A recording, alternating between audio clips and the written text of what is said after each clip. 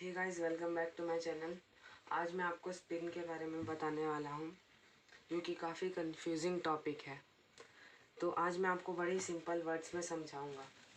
सबसे पहले मैं आपको एक चीज़ बता देना चाहता हूँ कि जैसे हम कोई ऑब्जेक्ट की बात करते हैं, कोई भी ऑब्जेक्ट, इन ह्यूमंस भी, तो ह्यूमंस किससे बने हैं? सेल से। फिर सेल्स को जूम करेंगे तो वो ऑर्गेनल्स, फिर ऑर्गेनल्स में भी बहुत सारे कंपोनेंट्स होते हैं। फिर पर सबसे फंडामेंटल केमिस्ट्री में जो है एटम, हम बोलते भी अक्सर एटम इज़ द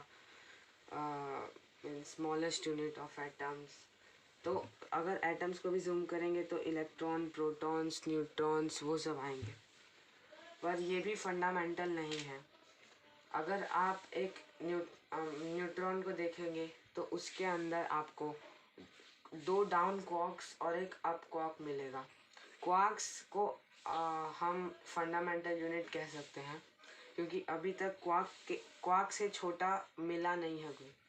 पर क्वांटम मैकेनिक्स, जो कि इन सब चीज़ों से डील करता है, उसके मुताबिक हर चीज़ें वेव होती हैं। यानी अगर मैं एक इलेक्ट्रॉन को बताना चाहूँ तो आप उसे ऐसे समझ सकते हैं कि ये एक स्पेस टाइम है, पर अगर एक इलेक्ट्रॉन है तो वो स्पेस टाइम कुछ ऐसा हो जाएगा। ये इस जगह पे इलेक्ट्रॉन के होने की पॉसिबिलिटी सबसे ज़्यादा रहती है। ऐसा भी हो सकता है कि इलेक्ट्रॉन यहाँ पे भी हो, मतलब ये आगे कंटिन्यू, पर क्योंकि यहाँ की एम्पलीट्यूड बहुत ज़्यादा है तो इलेक्ट्रॉन यहाँ पे हो सकता है। उसमें भी सबसे ज़्यादा आप देखेंगे तो ये है, तो इलेक्ट्रॉन की होने की सबसे ज़्यादा पॉसिबिलिटी ये होती है। अभी मैं बात करता हूँ स्पिन के बारे में। जैसे मास, फिर और भी बहुत चीज़ें इनहेरेंट प्रॉपर्टीज़ होती हैं, यानी वो उनके साथ ही बनती है। तो स्पिन भी एक तरह से इनहेरेंट प्रॉपर्टी है। मतलब कि स्पिन की डेफिनेशन जो अक्सर हम सुनते हैं वो ये है कि जैसे कि अगर हम एक कॉमन ऑब्जेक्ट का एग्जांपल लेते हैं, जैसे कि एक बॉल, तो बॉल को जब हम 360 डिग्री घुमाएंगे तो वो फिर से सेम ही दिखेगा। पर क्वांटम पार्टिकल जैसे इलेक्ट्रॉन्स, फिर फोटॉन्स, ग्रेविटॉन, वो सब ऐसे नहीं होते। अगर आप उन्हें, एग्जांपल के लिए इलेक्ट्रॉन, अगर आप इसे एक बार 90 डिग्री घुमाते हैं तो मतलब आप खुद घूम रहे हैं, पर आपके फ्रेम ऑफ रेफरेंस से इलेक्ट्रॉन घूमेगा यहाँ पे, तो यहाँ पे, तो फिर आप फिर से उसे 90 डिग्री घुमाते हैं तो ये कुछ ऐसे रहेगा, रफ डायग्राम। फिर आप फिर से एक घुमाते हैं तो ये 90, ये 180, मतलब यहाँ से 180 ये हो गया। फिर अभी 270 डिग्री पे ये रोटेट हो जाएगा। पर अगर आप एक और बार 90 डिग्री घुमाएंगे तो आप क्या एक्सपेक्ट करेंगे कि सेम इलेक्ट्रॉन दिखना चाहिए, पर ऐसा नहीं होता। आपको इसके लिए फिर से ये प्रोसेस करनी पड़ेगी, तब जाके आपको फिर से वही सेम इलेक्ट्रॉन दिखेगा। अगर आपको स्पिन फाइंड करना है तो 360 डिग्री डिवाइडेड बाय हमको कितने डिग्रीज पे फिर से सेम इलेक्ट्रॉन मिला, तो 360 प्लस एक और बार किया तो 360, तो 720। तो इससे हमें मिल गया कि इलेक्ट्रॉन का स्पिन जो होता है एक हाफ होता है, मीन्स 1/2। पर स्पिन का भी एक डायरेक्शन होता है। मतलब ऐसा हो सकता है, अगर मैं एक और डायग्राम बनाना चाहूँ तो ये स्पेस टाइम का कर्वेचर है। ध्यान रखिए कि मैं ये 2D में बना रहा हूँ, रियलिटी में ये जो रिपल्स की तरह होते हैं, 3D है में हम रहने दो। तो ये हो गया एम्पलीट्यूड, तो यहाँ पे होने की पॉसिबिलिटी बहुत ज़्यादा है ये, और क्वांटम मैकेनिक्स पॉसिबिलिटी से डील करता है। तो उसका अगर हम बनाना चाहें जहाँ पे हाई पॉसिबिलिटी, तो एक ये रीजन हो गया। तो इसमें स्पिन के डायरेक्शन कहीं भी हो सकता है। जैसे आपको पता होगा मैग्नेट मूवमेंट के बारे में, अगर एक मतलब एक जो करंट होता है, कोई भी चार्ज पार्टिकल अगर वो सर्कुलर में घूमता है तो एक मैग्नेट मूवमेंट उसके परपेंडिकुलर निकलता है जी डायरेक्शन में। तो उसी प्रकार आप इसे मान सकते हैं, पर दोनों बहुत अलग अलग हैं। इसे एंगुलर मोमेंटम कह सकते हैं, एंगुलर मोमेंटम की तरह होता है, पर इसमें कोई घूम नहीं रहा होता, मतलब there is nothing one that is spinning. इसमें बस ये एंगुलर मोमेंटम का डायरेक्शन होता है। तो अभी हमारा जो क्वांटम मैकेनिक्स है वो दो ही डायरेक्शन में बताता है। मतलब कि अगर आपके पास एक इंस्ट्रूमेंट है, मान लेते हैं कि ऐसा कुछ इंस्ट्रूमेंट है, अगर कोई पार्टिकल का स्पिन रियलिटी में अप रहा तो ये आपको बोलेगा उसका स्पिन पॉजिटिव हाफ है। पर अगर मान लेते हैं हमारा इंस्ट्रूमेंट ये है, अगर कोई पार्टिकल का स्पिन डाउन है, पार्टिकल या वेव, और अगर हम उसको पास कराएंगे इससे, तो हमें पता चलेगा उसका नेगेटिव हाफ है। ऐसा भी हो सकता है कि रियलिटी में स्पिन ऐसा हो, मान लेते हैं रियलिटी में स्पिन ऐसा है पर हम ऐसे मेज़र कर रहे हैं, तो आप देखेंगे कि वर्टिकल से इसका डिग्री ज़्यादा है मतलब कम है as compare to downward direction में। तो ज़्यादा पॉसिबिलिटी रहेगी कि हमें अप मिले।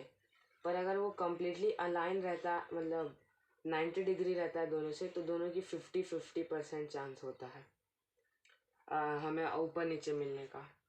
तो ऐसे ही रहता है, हाफ स्पिन, पॉजिटिव हाफ और नेगेटिव हाफ।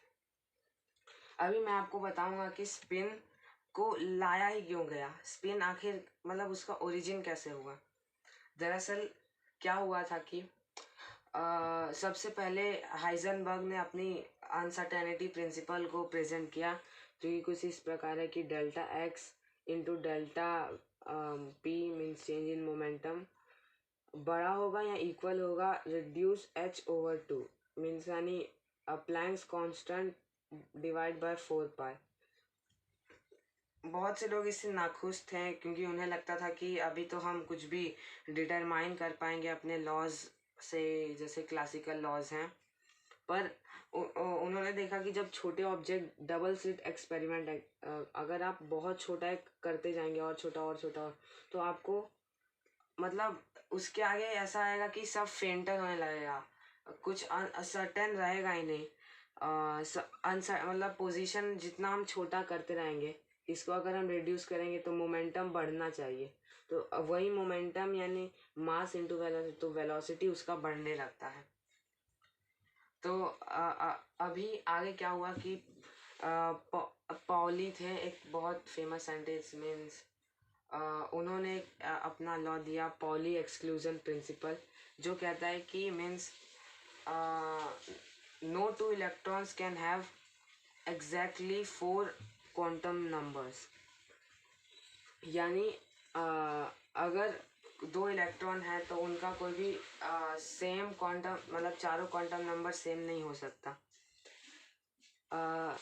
पर अगर हम एक ऑर्बिट की बात करें जिसके अंदर 2 इलेक्ट्रॉन रहते हैं, आप कहेंगे कि वो दोनों तो एक ही मतलब एक ही शेल में रह रहे हैं, तो हम कह सकते हैं ना उन दोनों का क्वांटम नंबर, चारों क्वांटम नंबर सेम है।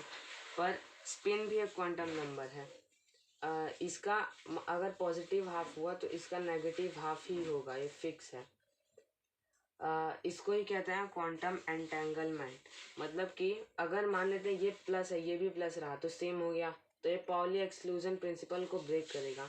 इसके लिए नेगेटिव ही रहेगा, ऐसा होना पॉसिबल ही नहीं कि दोनों सेम हो या नेगेटिव नेगेटिव। अगर आप ऐसे भी कहें कि एक एंटेंगल पार्टिकल यहाँ मिल्की वे गैलेक्सी में है और उसका दूसरा एंड्रोमेडा गैलेक्सी में, तो अगर दोनों पहले सुपर पोजिशन में रहेंगे, उनके स्पिन कहीं भी हो सकते हैं।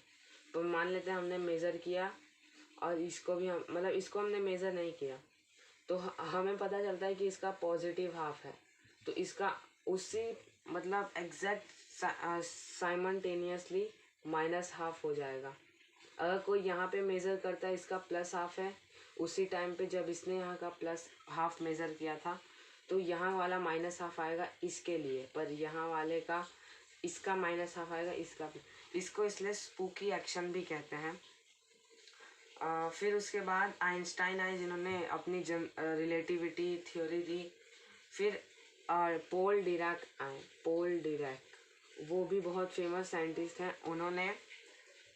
उन्होंने बहुत सारी थ्योरीज दी और उन्होंने क्वांटम मैकेनिक्स को और रिलेटिविटी को कंबाइन करने की कोशिश की और वो काफ़ी हद तक सक्सेसफुल भी रहे। उन्होंने स्पेशल थ्योरी ऑफ रिलेटिविटी और क्वांटम मैकेनिक्स को मर्ज कर दिया। जनरल मुश्किल, क्योंकि उसके अंदर ग्रेविटी इंक्लूड हो रहा था और ग्रेविटी का अभी तक हमें ग्रेविटॉन पार्टिकल्स नहीं मिला है। तो उन्होंने स्पेशल थ्योरी ऑफ रिलेटिविटी और क्वांटम मैकेनिक्स को मर्ज कर दिया, पर उसमें प्रॉब्लम ये आ रही थी कि उनका जो इक्वेशन था उसके अंदर एक कंपोनेंट जो था वो मतलब अलग तरीके से बिहेव कर रहा था, जिसे आज हम स्पिन कहते हैं। स्पिन से बहुत मिसलीडिंग होता है कि वो घूम रहा है या फिर वो अगर वो घूम नहीं सकता, अगर घूमेगा तो उसका पोजीशन बहुत छोटा होगा, तो वो मोमेंटम बढ़ाना चाहेगा ताकि इससे वो बड़ा रहे। और वेलोसिटी या कैलकुलेट करने जाए तो वेलोसिटी निकलती है ग्रेटर देन सी, जो कि इम्पॉसिबल है। तो इसलिए जनरल थ्योरी ऑफ रिलेटिविटी से मर्ज करने के बाद स्पिन का ओरिजिन हुआ, क्योंकि वो ऐसा होने से रोकता है। यही था स्पिन के बारे में।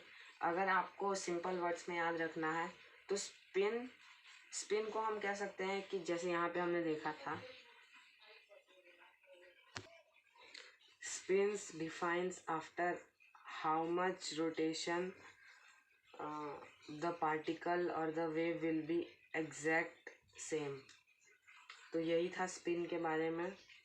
इसके बहुत सारे एप्लीकेशंस हैं हायर स्टैंडर्ड में। ठीक है, बाय बाय।